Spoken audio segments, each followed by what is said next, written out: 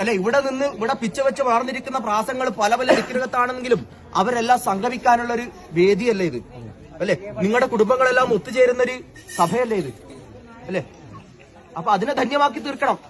അയോധ്യ രാജധാനിക്ക് തുല്യമായിരുന്നു ഇത് ഒരു കാലം വരെ. ഇല്ല, സംശയമുണ്ട് മാതാവിന്. അതെ, ആൾക്കാർ ഭൂലോക സംശയം വന്നില്ല, നമുക്കൊന്നും സംശയമില്ല.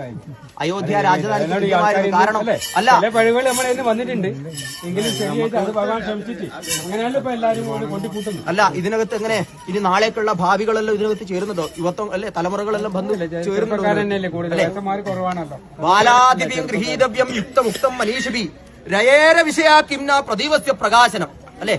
ഒരു സമൂഹത്തിന്റെ ഉന്നമനത്തിന് വേണ്ടിയിട്ട്, അല്ലെങ്കിൽ ഒരു കുടുംബത്തിന്റെ ഉന്നമനത്തിന് വേണ്ടിയിട്ട്, ഒരു കൂട്ടായ്മയുടെ വിജയത്തിന് വേണ്ടിയിട്ട് നല്ല കാര്യം പറയുന്നത് അത് ചെറിയ ശിശുവാണെന്ന് വരികിലും അതിനെ സ്വീകരിക്കുക, അല്ലെ?